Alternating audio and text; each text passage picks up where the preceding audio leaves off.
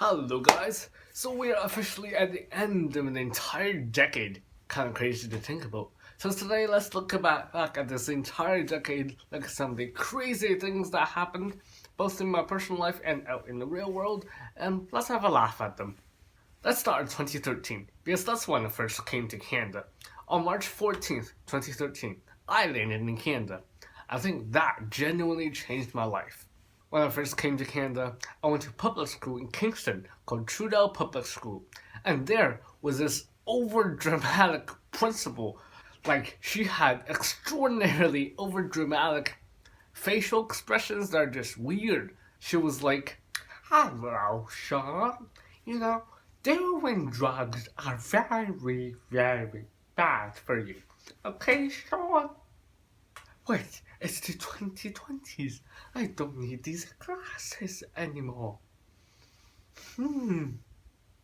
Like, it was just weird and unnatural. And remember, that was my very, very first introduction to Canadian people and Canadian culture. So, just say. While out in the rest of the world, a monkey was seen roaming in IKEA alone in a winter coat. I guess it was cold. Sharknado 1, Enough Said, came out. And it was horrible. People were obsessed with it for like 4 days, and everyone realized that it was garbage and just forgot about it. Seth MacFarlane hosted the 2013 Oscars, and it was the worst. He made some horribly offending jokes that were just insulting, especially towards women. And it wasn't just funny, it was like worse than Jimmy Kimmel. He started this skit called "We Saw Your Boobs," which was a song and dance routine in which MacFarlane and some grinning guys named actresses in the audience where their breasts were visible in movies. That was about it. What made it worse was that the movies he mentioned were pretty great movies. Monsters Ball, The Accused were pretty great movies, and not exactly teen exploitation pictures. The women weren't showing their body just to amuse MacFarlane, but rather than to do their jobs. Then he goes on to joke about the Kardashians having facial hair. As he said, a scruffy Ben Affleck might be mistaken for a Kardashian. So overall, it was a night of uncomfortable insults towards women. Wasn't good. Blackfacing is apparently a popular thing in the world. Julian Hughes' blackface surfaced on Twitter in 2013. Liam Armstrong was caught doping after admitting to Oprah in January that his career has been one big fat lie. That he, in fact, had doped up before races. The world's most decorated cyclist, an inspiration to thousands of cancer survivors, lost all his endorsements, had to give up all his medals he won from his cycling life, and were banned from cycling for life. Rob Ford, once upon a time Toronto's mayor, was caught smoking crack cocaine. Yes, I have smoked crack cocaine, as he admitted to the press in November. But that was just the beginning of the Ford scandal whirlwind that included him pushing other Toronto City Council members and allegations that he may have had oral sex with some of the other members on the Toronto City Council. But yet, Ford still refuses to resign as mayor, even though Toronto City Council pretty much strips him of all his powers. And he even told Fox News that he wanted to be Prime Minister one day. The Doge meme, a misspelled word, became the meme of the internet. In 2014, I left Trudeau Public School to go to another public school named Calvin Park Public School, and there I made two friends. I was very lonely back then. And while out in the rest of the world, a dumb Starbucks opened in LA. It was basically everything Starbucks had except with the word dumb in front of it. Like dumb espresso, dumb cappuccino, dumb customers? Is that how it works? I mean, like, you have to be pretty stupid to want to go to Starbucks in the first place. So, I guess dumb Starbucks is for those extra dumb people. Extra dumb customers. Is that how it works? I think so.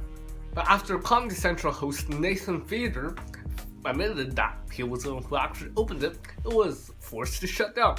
And Starbucks was actually considering legal actions because they're basically copying the Starbucks brand. Justin Bieber was also arrested in Miami, charged with driving under the influence, resisting arrest, and driving with an expired license, and he apparently punched an officer during his arrest apparently. Sharknado 2, the second one came out. Very creative title, the second one. And it also bombed. I don't know how they do it. After the first one bombed, the second, how they managed to make a second one that also bombed? I don't know. The CIA also joined Twitter in 2014 with their awesome first tweet. We can neither confirm or deny that this is our first tweet. The Ice Bucket Challenge was a big thing. So I'll do you first. No, you do. You go first. Let's donate.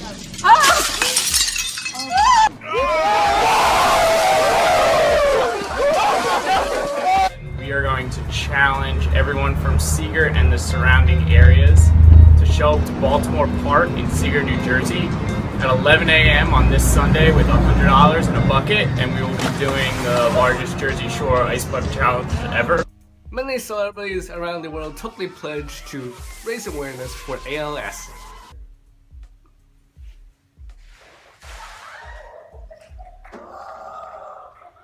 Odell Beckham caught a football with 3 fingers. Possible what he just did. That may be the greatest catch I've ever seen in my life. It's in the conversation. Wow! 3. I could barely catch football with 2 hands, and he caught it with 3 fingers. Oh my god, unbelievable. Ellen DeGeneres took an epic selfie at the 2014 Oscars, which became the most retweeted image of all time, gaining more than 1 million retweets just in 45 minutes. Also, Kim Kardashian put her big, fat, shiny butt on the cover of Paper magazine, which quite literally broke the internet. The next day, the Paper magazine website generated nearly 15.9 million views and reached over 11 million unique visitors. And of course, generated countless memes. I mean, but why? Why would there are so many different platforms to show off your profanities out in the world? But why do it on the cover of a magazine? Just why? And just as you thought she had gone far enough, she posts this on the Paper magazine website. Just unbelievable. Like, why? I don't get it. The iPhone 6 made its official debut on September 19th, 2014. That is 5 years ago. That's crazy. I mean, I still have an iPhone 6. I think that genuinely changed the face of technology and smartphones. And of course, people always go nuts whenever a new Apple product is launched, which means people will wait in extraordinarily long lines just to be the first ones to get their hands on the brand new product. But with the hype came in a bunch of absurd complaints. Some users claimed that the iPhone was bending in their pockets, so then the hashtag BendGate was born. The online outrage prompted Apple to respond, saying that the bend was extremely rare, only 9 as of their response, and they're looking into it with extreme detail. Next up was the hashtag Hairgate. People were claiming that the iPhones were ripping their hairs out. But even with those controversies, Apple managed to sell 10 million iPhone 6 and iPhone 6 Plus devices within just 3 days. In 2015, they made Sharknado 3. Oh hell no. I think that's what everyone was thinking when the movie came out. Hey, they read our minds. They discovered the real-life Kermit the Frog called Hyalina batrachium diane. This new specimen was discovered in Costa Rica rainforest in early 2014. But very unfortunately, it can't sing. The self-balancing scooters were a big thing. After stars like Justin Bieber and various other celebrities were seen scooting around on these, they were everywhere. The New York Times tweeted a green pea guacamole recipe, basically saying they should add green peas to guacamole, as they tweeted on July 1st. And the backlash was swift. Some people compared the New York Times to the ISIS, saying that they are terrorizing guacamole. Others saying this recipe was tailored to hate crimes. And soon enough, Barack Obama, the man himself, chimed in, saying that respect the New York Times, but not buying green peas in guacamole. Onions, garlic, hot peppers, classic. They address whether you saw white and gold or black and blue. There's still a huge debate to this day. In 2016, they made Sharknado 4, The Fourth Awakens. Very creative title. But like, how is that even possible?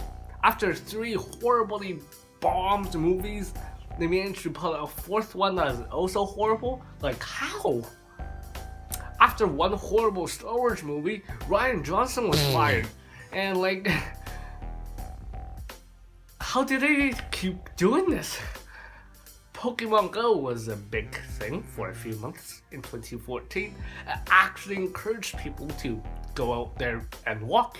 Cornell University conducted a study in October found that the game had added 144 billion steps to the US physical activity, or 143 round trips to the moon. But of course, it didn't take long for the game to appear in the news. On July 8th, a few days after the game was launched, a kid searching for a Pokemon near a lake found a dead body. A few days after, people started cheating the game by using drones and other devices to avoid the tedious work of walking around. And of course, the game's tremendous success means Nintendo's stock prices skyrocketed. On July 11th, Nintendo's stock prices rose up 25%. That's the highest increase for the company since 1983. On July 16th, Pokemon Go became political. Both Trump and Clinton started releasing ads on Pokemon Go to attack and insult each other. On August 3rd, some dumb guy accumulated nearly $5,000 of roaming fees while playing Pokemon Go.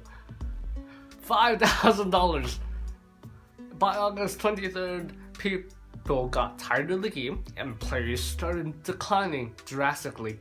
On September 5th, a Russian YouTuber was detained for 2 months and faced up to 5 years in prison just because he was playing Pokemon Go in church. And Donald Trump actually wins the election. Even though some people hate Trump, unemployment rate in the US was at the lowest for half a century, and the US economy have also gotten to new heights. The Cubs finally won the World Cups in 108 years. As legend has it, the team was cursed in 1945 when tavern owner William Billy Goat was kicked out of Game 4 of World Series, the Cubs against the Detroit Tigers, for bringing his smelly goat. On his way out, he declared, "Them Cubs, they ain't gonna win no more," thus spawning the curse of the so-called Billy the Goat, which had lasted more than 7 decades. In 2017, I got into a fight with a kid and I punched him in the face. Here's what happened. So basically, it was lunchtime. I walked out of the cafeteria and there was this kid who stole another kid's lunch pail. Okay, I was in grade 10. We were all childish back then. So the kid was running around with the other kid's lunch pail, not giving it back to him. So I stepped in to help get the kid's lunch pail back. And now this third person, who's not involved in any of this 300 pounds ginormous fat kid, steps in and grabs me in the arm really, really hard for like no apparent reason. So I asked him to let go. I pushed him, he never let go. So I punched him straight in the face, straight in the nose. He spat blood everywhere. And then I went to wash my hands. I came back. He wanted to kill me. He literally wanted to kill me. And then when my friends tell both of us that the principal wants to see me at his office, so we both went and we both got suspended for a single day. But it was worth it. Punch a ginormous 300-pound bully in the face and have him spit blood everywhere is the most satisfying thing ever. They also put out Sharknado 5, the global swarming. I mean, just how? The past 3 Star Wars sucked. They also have the prequels to stand on. Episode 1 to 6 were considerably one of the greatest franchises in all of film history. But Sharknado has nothing to stand on. From 1 to 4 sucked. and now they put out a fifth one that also sucks? I mean, just how? I don't get it. A man changed the Hollywood sign on January 1st to say Holy Weed to apparently celebrate the legalization of weed in California. He then turned himself into police and was charged with trespassing. La La Land also won Best Picture at the 2014 Oscars for about 10 seconds. Sorry, no. There's a mistake. Moonlight, you guys won Best Picture. Moonlight won. This is not a joke. This is not a joke. I'm afraid they read the wrong thing. This is not a joke. Moonlight has won Best Picture. Moonlight, Best Picture.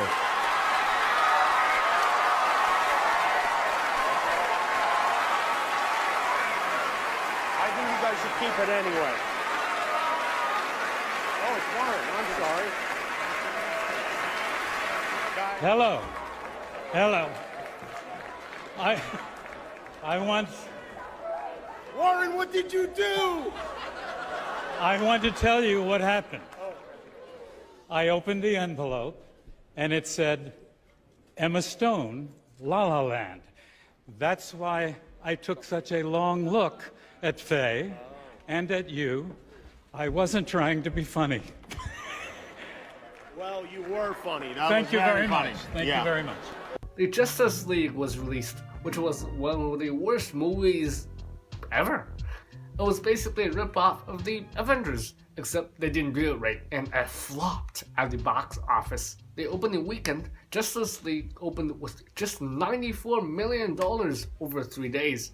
That, just for comparison, is $39 million less than the Suicide Squad, $34 million less than Man of Steel, $9 million less than Wonder Woman, and an insane $72 million less than Batman vs Superman: Dawn of Justice.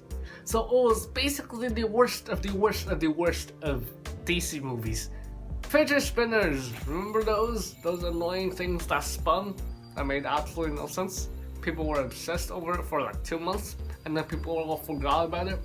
Yeah, those things. They're stupid.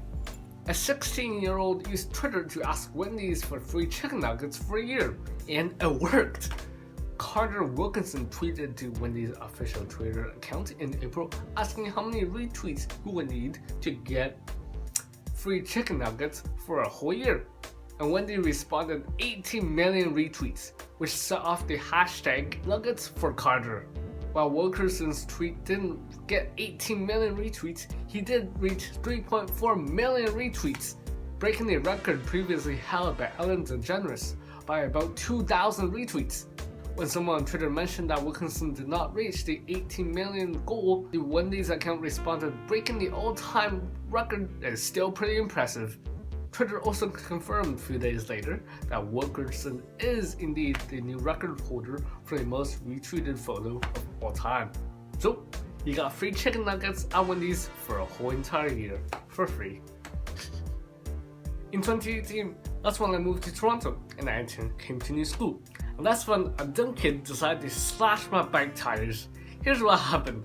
So basically, I was biking home like any other day. I was sitting at an intersection waiting for the light to turn green, and this kid comes up behind me with a knife, apparently, and basically stabs my tires.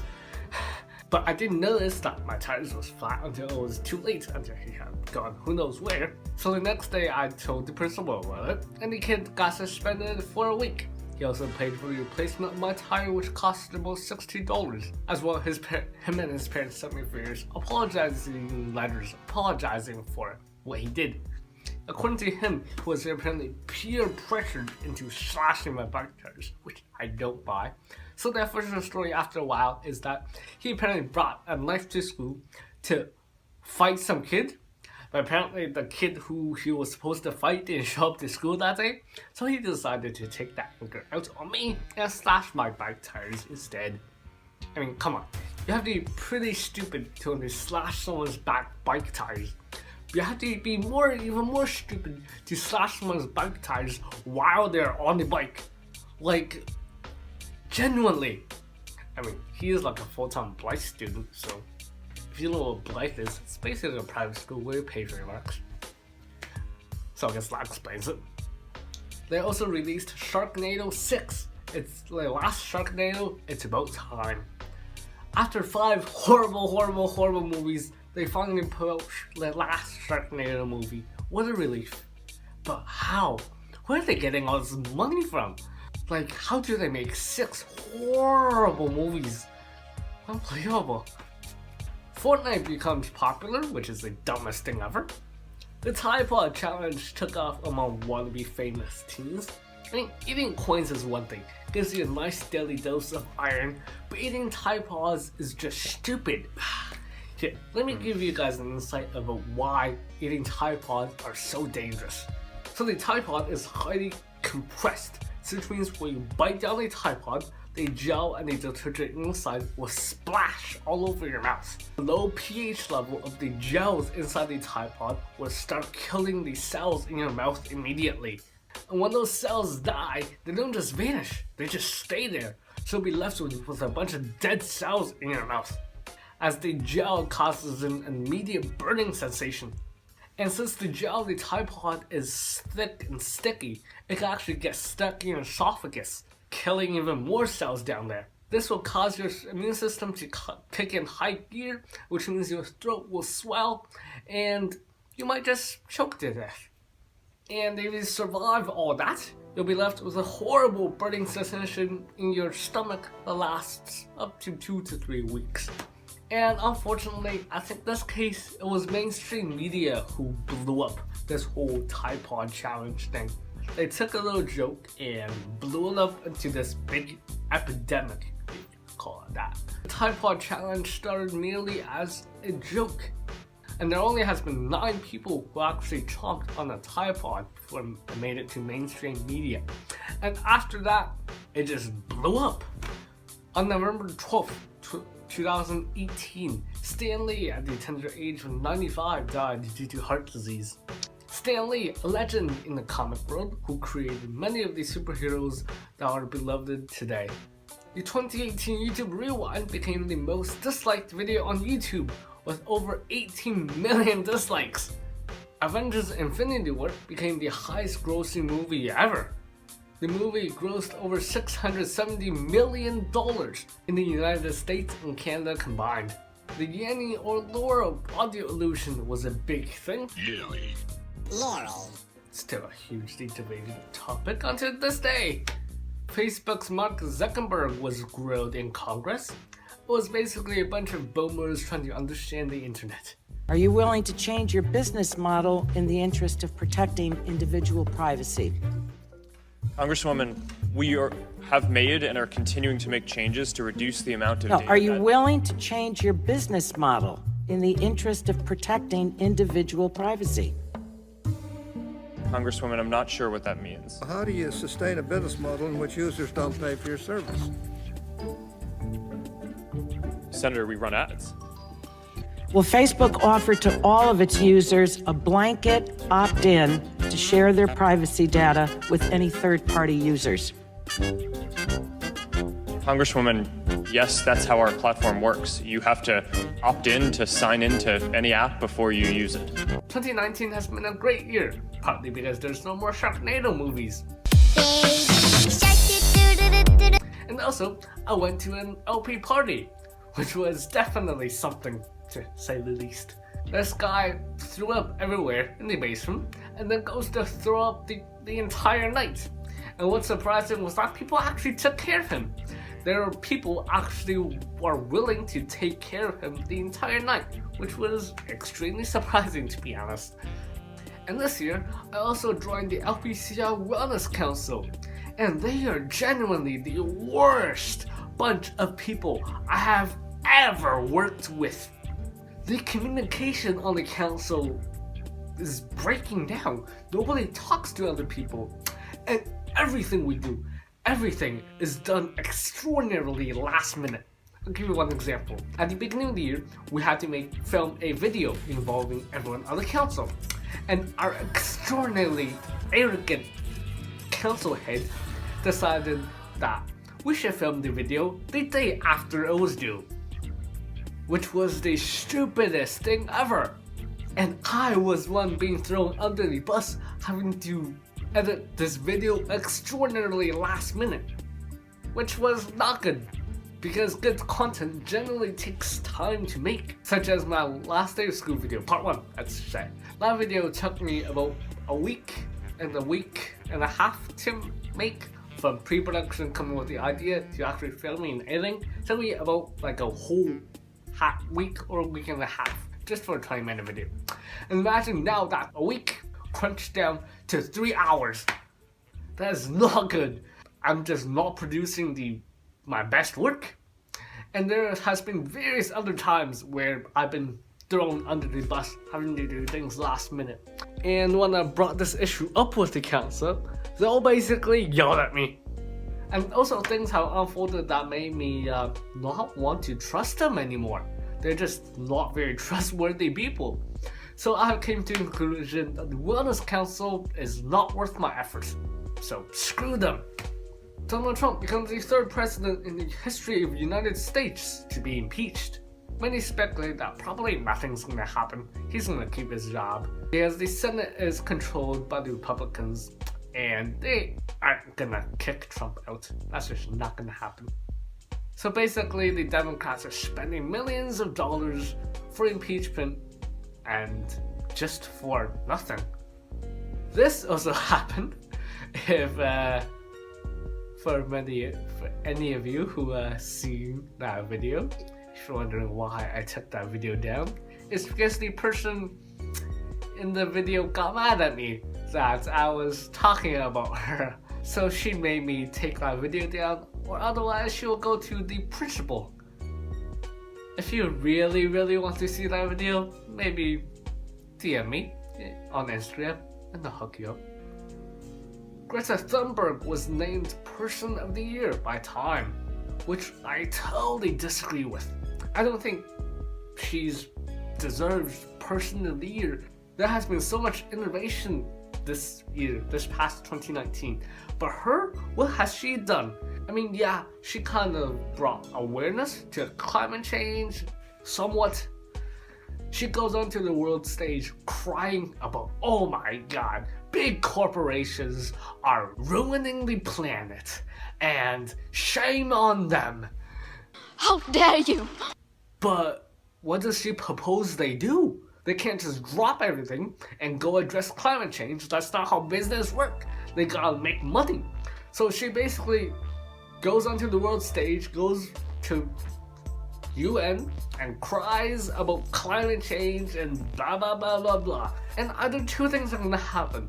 Either she brings awareness to climate change for some people who may not know it's real somehow, or she's gonna alienate people who are on the fence about climate change, because all she does is just cry about it. The Area 51 raid happened. 2 million people RSVP'd for the event. Raid Area 51. They can't stop us all. Come September 21st, 100 people actually showed up at Area 51. And something this actually 3-day did music Naruto festival run. which begins tonight. Back out here live, we will have much more from the tiny community of Rachel, Nevada at 6:30. Reporting live, Joe Martell's 13.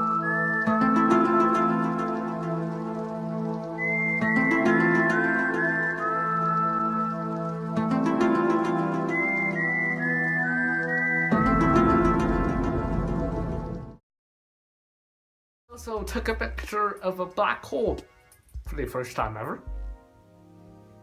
It is official. Disney ruined Star Wars. Star Wars The Rise of Skywalker, the end of the Skywalker saga, wasn't that great. The movie left a lot of unanswered questions, and the ending was quite weak in my opinion. I guess that's the style of Star Wars movies, that they're supposed to be unanswered questions, but that's the end of the Skywalker saga. There will be no more Skywalkers and Palpatines, so those questions will never be answered. So what's the point? And if you don't know the backstory behind the Rise of Skywalker, I'm gonna quickly tell you about it. Disney brought back J.J. Abrams to work on the Rise of Skywalker because they weren't happy with how Rian Johnson handled The Last Jedi. They felt it was a step down from The Force Awakens, which came previously. And JJ absolutely hated The Last Jedi. So he only agreed to work on the Rise of Skywalker if he had full control over the story and didn't have to compromise with Kathleen Kennedy or the Lucasfilm story group. JJ's first move was to consult with George Lucas on the story of Episode 9. They came up with a story that has strong connections to the Star Wars Clone Wars TV series, which featured the Dagger of Mortis and the Son of Mortis as the main antagonist. While Disney wanted another Force Awakens in a sense that they wanted a movie that will please all fans, and especially after the decline in Star Wars merch, they didn't want another Last Jedi on their hands. However, the film's directions changed drastically midway shooting. JJ told Disney that the movie would not satisfy all fans, and this is where the studio meddling began, which led to the second abandonment of George Lucas's ideas. Nearly every detail from the initial storyline was either abandoned or bastardized. Palpatine was always to have a presence in this movie, but not as the main villain, nor alive. The main villain was to be the Son of Mortis, but Disney feared that this would alien audiences, as they wouldn't know who the Son of Mortis was, which would make the movie harder to market. And this led to the choice of replacing the Son with Palpatine, and Matt Smith was completely removed from the movie. Disney ordered extensive reshoots that went on through the year, leading up until early October, just like how a huge majority of the Justice League was reshot. And J.J. Abrams was not pleased with the changes Disney made and was not pleased with the final product. So basically, Disney ruined Star Wars. Now here are some things that turns 10 in 2019. The movie Avatar, released on December 18th, 2009. The movie set out to break several box office records worldwide. It became the highest grossing movie of all time until it was beaten by Avengers Endgame earlier this year, while setting the records for the highest gross in 3D and IMAX respectively. I think one of the reasons the movie was so popular was based on the groundbreaking CGI that was in the movie, some of which are way better than some of the CGI today.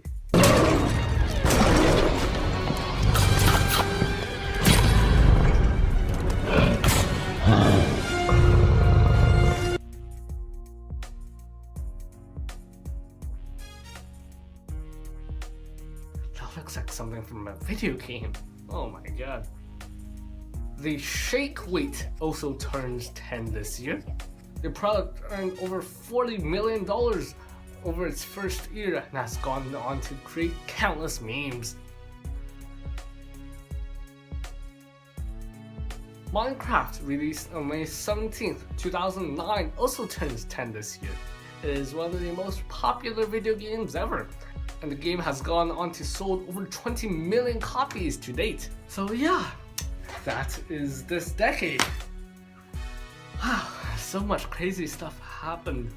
And looking back at this decade, I realized I've moved so much, from China to Kingston to Trudeau, then to Calvin Park, then to Bay Ridge, and now to here.